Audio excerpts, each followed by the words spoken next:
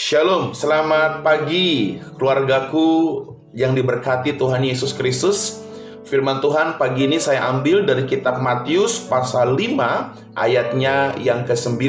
Demikian firman Allah. Berbahagialah orang yang membawa damai, karena mereka akan disebut sebagai anak-anak Allah.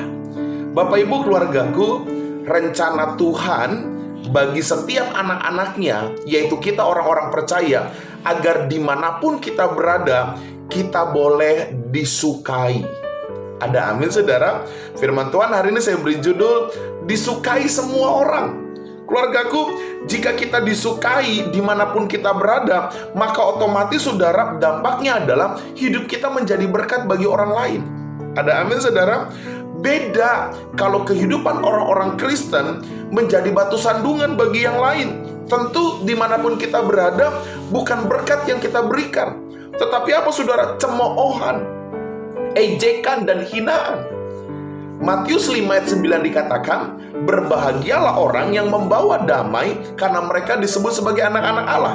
Kita sebagai anak-anak Allah, Bapak Ibu sebagai anak-anak Allah, kita mewarisi genetikanya Tuhan. Karena itu hidup kita harus menjadi berkat, sehingga kita disukai oleh semua orang.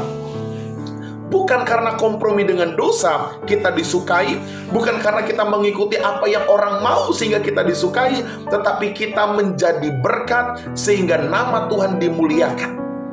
Bapak Ibu, pagi ini saya mau katakan, jadilah anak-anak Allah yang disukai oleh semua orang. Jadilah anak-anak Tuhan, jadilah jemaat Tuhan yang disukai semua orang karena kita melakukan kebenaran. Bapak Ibu, pagi ini saya akan membahas ada 4 prinsip bagaimana kita disukai oleh semua orang sehingga nama Tuhan dimuliakan. Yang pertama saudara, disukai bukan sebuah permohonan, tetapi bicara mengenai kualitas hidup. Kita nggak perlu minta sama orang sukai saya.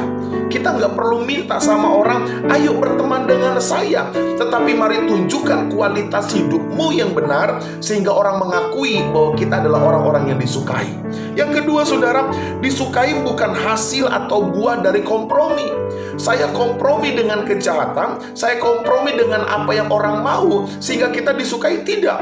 Tetapi karena kita melakukan kebenaran. Sekalipun kita tidak kompromi dengan orang, kita melakukan kebenaran, dan mungkin faktanya kita dibenci, ingat baik-baik, Tuhan akan membalikkan sebuah keadaan. Engkau akan disukai oleh Allah, engkau akan disukai oleh orang-orang di sekitarmu karena engkau melakukan kebenaran. Yang ketiga saudara, disukai itu membutuhkan proses loh saudara.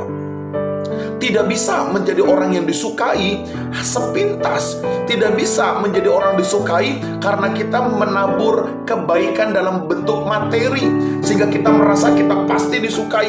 Disukai itu butuh proses kehidupan. Kita dibentuk, ditempa, melakukan kebenaran, dan seterusnya. Dan yang keempat saudara, ingat, disukai bukan berarti tidak ada musuh. Ada kalanya pada saat kita melakukan kebenaran, justru kita dibenci.